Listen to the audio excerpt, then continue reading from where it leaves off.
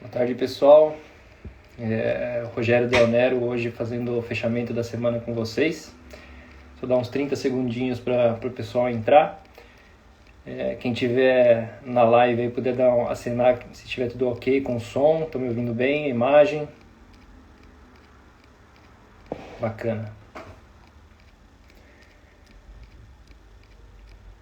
Legal, o pessoal entrando.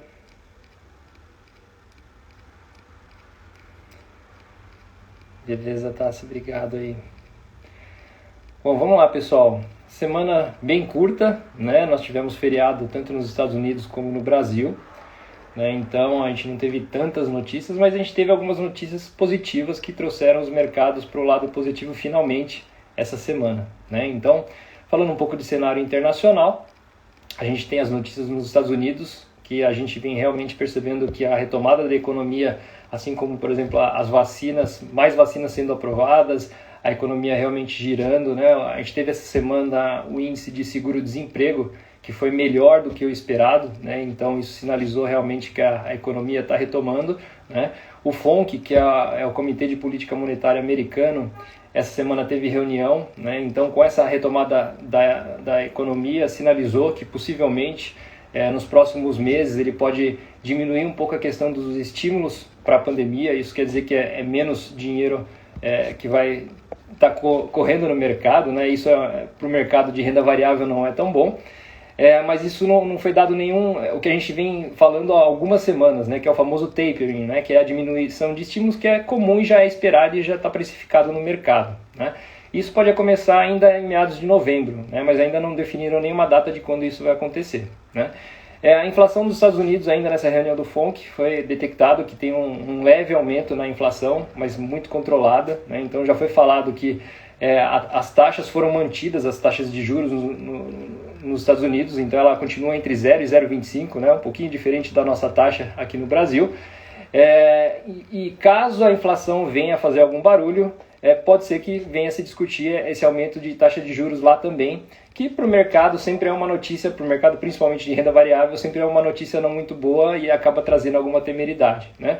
Mas paralelo a isso, nós tivemos, por exemplo, essa semana o início da demonstração de resultados das empresas da Bolsa Americana, principalmente começando com os bancos, né? E os resultados têm vindo excepcionalmente melhores do que a previsão, né? Então isso está trazendo um otimismo, ou seja, a economia realmente está retomando, né? As empresas estão mostrando ótimos resultados, o que fez com que as bolsas, principalmente Wall Street, bombassem essa semana, trouxe para lados muito positivos, né? E isso acaba refletindo no mundo como um todo, né? No Brasil, a gente acabou descolando um pouco dos Estados Unidos com esse otimismo, e aí eu vou falar um pouco depois das notícias locais, mas o que realmente está acontecendo é que essas notícias foram boas, principalmente para essa semana que foi mais curta, né?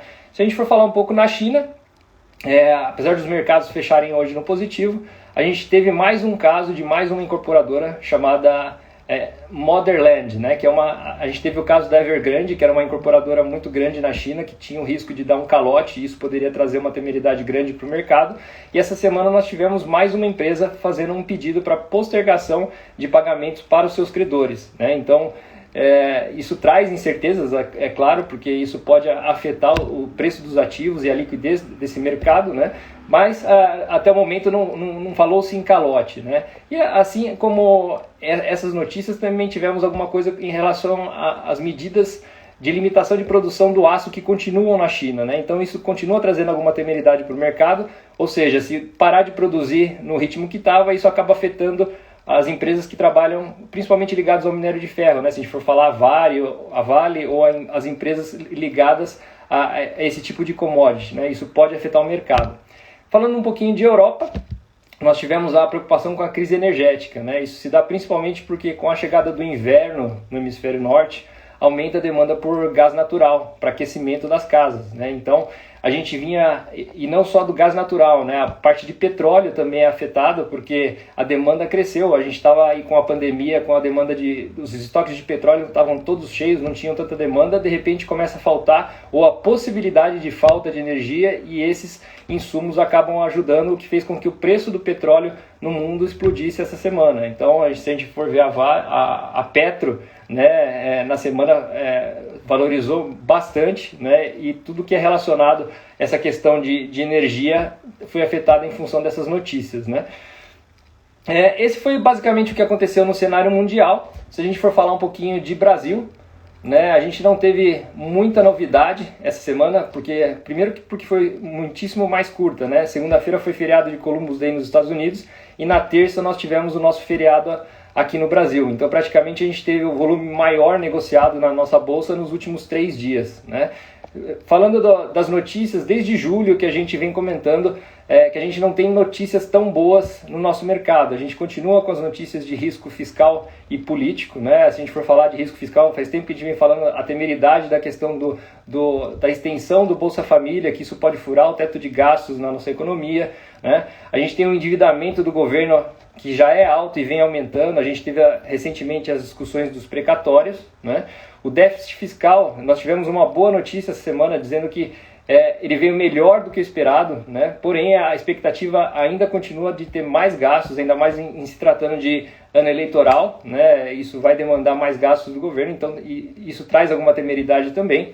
Essa semana nós tivemos o índice IBC do Brasil, que mede a projeção do PIB e que também veio menor do que o esperado, então isso mostra uma certa retração da nossa economia, né? E as políticas inconsistentes do Banco Central em relação à expectativa do mercado, né? Poderia, de repente, ter aumentado mais os juros para conter mais a inflação. Tem muita incerteza ainda acontecendo aqui. E todas essas incertezas atreladas à inflação que vem subindo a cada dia, né? Muito puxada pela questão energética, né? E de alimentos, né? E não tende num curto prazo, se estarrecer, né? Então a gente vai ter aí num curto prazo oportunidades. Do mesmo jeito que a gente tem o mercado de renda variável sofrendo e a gente não consegue nem acompanhar o otimismo global em função dessas notícias, a gente vai ter outras oportunidades para quem puder abrir mão de alguma liquidez, principalmente em renda fixa. Por quê? Com tanta incerteza acontecendo no nosso mercado, é difícil que o investidor venha colocar o dinheiro aqui. Então as instituições precisam pagar um prêmio maior para que o dinheiro venha e seja investido no nosso país. Isso faz com que as curvas de juros futuras, né, as curvas DI, as famosas curvas DI, aumentem, né? Então a gente está com juros altíssimos. E como eu falei, do mesmo lado que tem a notícia não tão boa para os mercados e para a economia, tem a questão de oportunidades que acabam sendo trazidas em função dessas taxas que estão altas, e para o investidor que entrar numa taxa alta agora, ele vai poder se aproveitar dessas oportunidades. Caso no futuro a gente tenha uma economia mais estável, ele vai poder estar posicionado em bons ativos, tá? Basicamente é isso que aconteceu lá fora e no Brasil. Falando um pouquinho de oportunidades, né? Como eu falei, em função desse aumento das taxas de juros futuras, para quem puder abrir mão de liquidez, a gente continua tendo rendas fixas com taxas extremamente agressivas, né? A gente está falando aí de taxas pré-fixadas próximas de 12% ao ano. A gente voltou aos patamares de quase 1% ao mês, né? Com uma segurança muito grande de fundo garantidor de crédito, ou mesmo em crédito privado, algumas oportunidades que a gente vem vislumbrando no nosso mercado. A parte de bolsa, apesar de toda essa queda, de toda essa incerteza, a gente vê muitos ativos que estão com os valores muito descontados, então isso abre oportunidades para quem quer aprender ou começar a operar na bolsa. A gente tem aqui na RV4 a mesa de operação com o Du tocando a parte estratégica e o seu assessor. Se você não conhece esse pilar, peça para que ele possa te apresentar. Então, para quem conhece, existe todo o suporte da mesa, e para quem quer começar a entender e começar a investir nesse cenário, a gente também tem muitas oportunidades, desde operações estruturadas como papéis mesmo ou carteiras a serem seguidas, né? A gente continua com bastante exposição em fundos multimercados atrelado a juros, né, que no curto prazo vai se beneficiar também dessa situação econômica, e esse é o papel do assessor, né, se aproveitar dos momentos e do que está acontecendo na economia para oferecer os melhores produtos para cada tipo de cliente, né. Para quem exposição internacional, a gente vem alertando que ainda continua sendo atrativo, só que não com o mesmo apelo que a gente tinha alguns meses atrás, né? Essa questão de desaceleração da economia americana ou tapering, que pode trazer alguma volatilidade para os mercados, a gente tem recomendado entrar com uma segurança um pouco maior ou com posições menores na questão internacional, e tem produtos que nos ajudam a investir com uma segurança maior. Hoje a gente tem os famosos COIs, né, que são certificados de operações estruturadas, que é possível você investir em fundos premiadíssimos internacionais que trazem retornos muito bons e com garantia do capital protegido, ainda corrigido pela inflação, né? Então, se vocês quiserem conhecer um pouco mais sobre esses produtos, falem com o seu assessor, a gente vai poder estar apresentando. Inclusive tem esse tipo de produto com crédito a taxas baratíssimas que você pode ganhar em duas pontas, tanto na sua aplicação quanto na reaplicação desse crédito, caso você queira fazer, né? Então, é uma operação casada que a gente tem feito com bastante sucesso na RV4. Fora isso, a gente também tem um pilar que a gente não comenta muito nas lives aqui, mas é um pilar caso vocês tenham curiosidade de falar sobre os produtos para pessoa jurídica, para empresas, né? Então, a gente tem trabalhado bastante com produtos de crédito, seguro-garantia, FDIC, para quem tem recebíveis e quer, de repente, antecipar esses recebíveis. Eu acho que vale a pena bater um papo. A gente tem o Alexandre, que também é o head da parte de PJ, nós assessores podemos intermediar e colocar vocês que têm empresa também em contato com esse pilar aqui na RV4. Bom, pessoal, acho que na semana, como eu falei, foi uma semana muito curta, né? A gente não teve muitas novidades no mercado, tivemos uma semana positiva em função dessa retomada da economia. Aí a gente teve as bolsas mundiais subindo, a nossa ficou, hoje o Ibovespa está fechando com 1,30 mais ou menos positivo, na semana ficou um pouquinho mais, 1,60, então não subiu no mesmo ritmo das bolsas globais, mas não deixa de ser uma semana positiva, tá? Hoje é dia dos professores, então para aqueles que são professores, que hoje seja um feliz dia dos professores, que vocês tenham um ótimo final de semana e qualquer dúvida deixem os seus comentários ou falem com a gente pelos canais da RV4 nas mídias sociais, tá bem? Bom final de semana, boa sexta a todos.